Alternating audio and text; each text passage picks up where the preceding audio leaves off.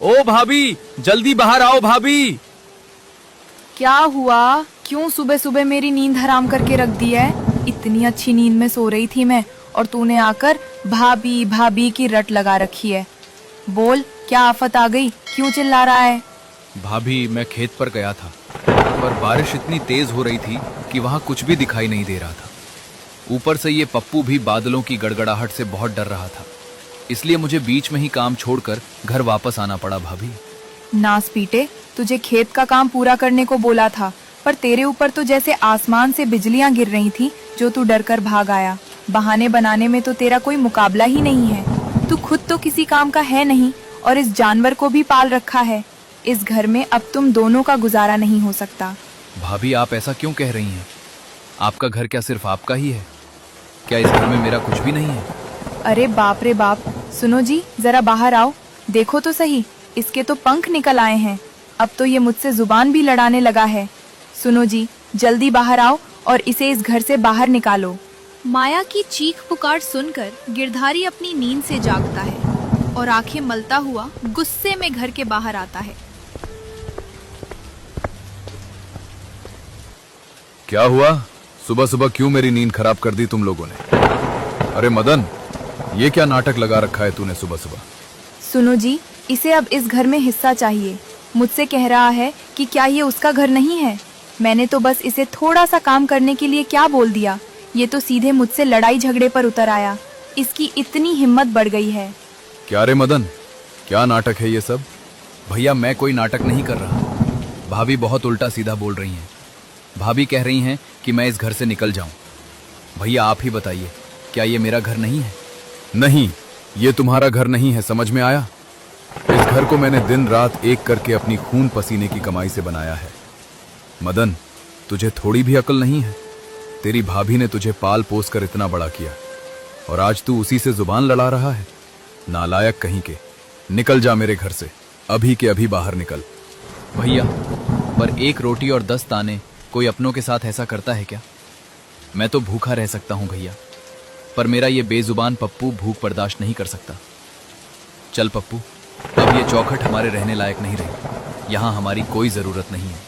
इतना कहकर मदन रोते हुए अपने घोड़े पप्पू की लगाम थामता है और उस मूसलाधार बारिश में हमेशा के लिए उस घर को छोड़कर चल देता है। पीछे खड़ी माया के चेहरे पर एक कुटिल मुस्कान थी और गिरधारी गुस्से में अंधा होकर अपने सगे भाई को जाता हुआ देखता रहता है। जेही अंगना में खेले रहली उहे भइल पराई रे। भैया भाभी मिलके हमका घर से दिहन निकाई रे। उंगली पकड़ी जेकर चलना सिखेली उहे मुखड़ा मोरे। एकहू बात न सुनेन भैया नाता पल में तोड़े।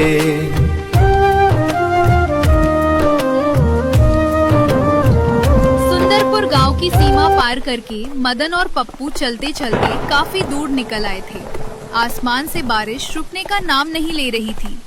ठंडी हवाओं और लगातार भीगने की वजह से मदन का पूरा शरीर थर थर कांप रहा था। थक हार कर वो रास्ते में एक बड़े पेड़ के नीचे रुक गया। मदन दुखी मन से अपने घोड़े के गले से लग गया और रोने लगा। पप्पू यार, काश तू मेरी बातें समझ पाता। काश मैं तुझे अपना सारा दर्द बता सकता और तू मुझे कुछ समझा पाता। मुझे तो कुछ समझ में ही नहीं आ रहा है कि अब हम कहाँ जाएं और क्या करें। हमारा इस दुनिया में कोई नहीं रहा पप्पू। मदन अभी अपनी बात पूरी ही कर पाया था कि तभी घने जंगलों के बीच से किसी के जोर जोर से कराहने और चीखने की आवाज सुनाई दी। पप्पू सुनो, मुझे लगता है कि कोई बहुत बड़ी मुसीबत में है। हमें चलकर देखना होगा कि वहाँ क्या हुआ है। मदन तुरंत पप्पू को लेकर आवाज की दिशा में भागा। वहाँ पहुंचकर उन्होंने देखा कि एक सिद्ध साधु बाबा जमीन पर पड़े तड़प रहे थे और उनके मुंह से झाग निकल रहा था। साधु बाबा को इस हाल में देखकर मदन घबराकर उनके पास बैठ गया। बाबा, बाबा क्या हुआ आपको? अरे क्या हो गया आपको बाबा? आप ऐसे जमीन पर क्यों तड़प रहे हैं?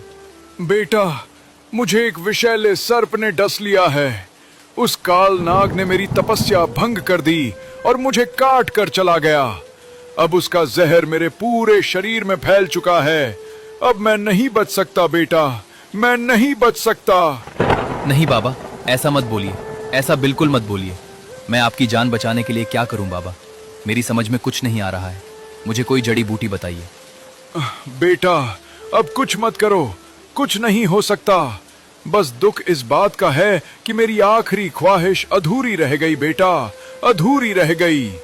मुझे राक्षसों की कैद में मौजूद भगवान पंचमुखी की दिव्य मूर्ति के दर्शन करने थे। उन दुष्ट राक्षसों ने उस मंदिर पर कब्जा कर रखा है और वो किसी भी इंसान को वहां जाने नहीं देते। मैं अपनी सिद्धियों और शक्तियों के बल पर वहां जाने वाला था, पर यह मेरी अधूरी कहानी ही रह गई। बाबा, अगर आपको वहां तक जाना है तो आप हिम्मत रखिए। मैं आपको अपनी पीठ पर या इस पप्पू घोड़े पर बैठाकर वहां तक पहुंचा सकता हूं। आप हौसला मत हारिए बाबा। नहीं बेटा, अब मेरे शरीर में प्राण नहीं बचे। सुनो, तुम यहां से थोड़ी दूर आगे जाओगे तो तुम्हें मेरा एक परम चेला मिलेगा, मथुरा पंडित। उससे बोल देना, उससे कह देना कि मुझे पंचमुखी भगवान के दर्शन करने थे। मैं तड़प कर मरना नहीं चाहता, इसलिए मैं अपनी योग शक्ति से अपने प्राण और सारी दिव्य शक्तियां तुम्हारे इस वफादार घोड़े के अंदर डाल रहा हूं। अब से ये घोड़ा इंसानों की तरह सोचेगा, समझेगा और बोलेगा। जाओ बेटा, अब इसी घोड़े को पंचमुखी के दर्शन करा देना। मेरी आत्मा को शांति मिल जाएगी और मेरी जिंदगी सफल हो जाएगी। जाओ बेटा, कल्याण हो। इतना कहते ही साधु बाबा ने अपने प्राण त्याग दिए और उनके शरीर से एक दिव्य ज्योति निकलकर घोड़े पप्पू के भीतर समा गई। बारिश और तेज हो चुकी थी। मदन ने भारी मन से बाबा के पार्थिव देह को प्रणाम किया और पप्पू को लेकर आगे बढ़ गया। वो चलते जा रहे थे, तभी मदन के मन में एक उलझन पैदा हुई। यार, अब मैं इस घने जंगल और अनजान रास्ते पर मथुरा पंडित को कहां ढूंढूंगा? बाबा ने बस सीधा जाने को बोला था, पर रास्ता तो बहुत डरावना है। अरे मालिक, आप बिल्कुल फिक्र मत कीजिए, बस सीधे चलते जाइए, चलते जाइए। कहीं ना कहीं तो हमारी मुलाकात मथुरा पंडित से हो ही जाएगी। जैसे ही मदन ने अपने घोड़े को इंसानों की तरह साफ बोलते सुना, उसके पैर वहीं जमीन पर जम गए। उसकी आंखें फटी की फटी रह गईं। उसने धीरे से पीछे मुड़कर अचंभे से पप्पू को देखा। पप्पू, क्या ये तुम थे? क्या तुम बोले? हाँ मालिक, मैंने ही बोला। अरे मैं तो सच में बोल सकता हूँ। साधु बाबा की दिव्य शक्तियाँ सचमुच मुझे मिल गई है मालिक। मैं अब आपकी हर बात समझ सकता हूँ और बोल भी सकता हूँ। अरे, तू बोल सकता है मेरे दोस्त? वाह, अब हमारा ये सफर बहुत आसान हो जाएगा। अब हमें कोई डर नहीं है। बस अब कैसे भी करके हमें मथुरा पंडित को ढूंढना है और साधु बाबा की आखिरी इच्छा पूरी करनी है। यही हमारी जिंदगी का अब आखिरी उद्देश्य है। मदन और पप्पू के हौसले अब बुलंद थे। दोनों एक दूसरे का साथ पाकर आगे बढ़ते गए। तभी अचानक दूर से आ रही तेज बारिश की आवाजों के बीच उन्हें किसी के मधुर भजन गाने की आवाज सुनाई देने लगी। काहे गुमान करे इस माटी का, एक दिन माटी में मिल जाना। ना कोई आया ना कोई जाएगा, खाली हाथ ही सब जाना। यह संसार रैन का सपना, कोई न तेरा कोई न अपना। कांच का महल कंचन काया, पल में सब ढह जाना। काहे गुमान करे इस माटी का। भजन समाप्त होते ही वहाँ बैठे सभी श्रोता भाव विभोर हो गए। मदन और पप्पू भी भीड़ के पीछे चुपचाप खड़े होकर बड़े ध्यान से उनकी बातें सुनने लगे। तभी मथुरा पंडित ने वहाँ बैठे लोगों को भजन का गहरा अर्थ समझाना शुरू किया। मेरे प्यारे भक्तों, कबीर दास जी इस भजन में कहते हैं कि इंसान को इस मिट्टी के शरीर और धन दौलत पर कभी घमंड नहीं करना चाहिए। ये संसार सिर्फ एक रात के सपने जैसा है। जब आंख खुलेगी तो सब यहीं छूट जाएगा। ना कोई कुछ लेकर आया था और ना कोई कुछ लेकर जाएगा। पर पंडित जी, अगर सब कुछ यहीं छूट जाना है तो इंसान दिन रात पैसों के पीछे क्यों भागता है? लोग अपने सगे भाई बहनों को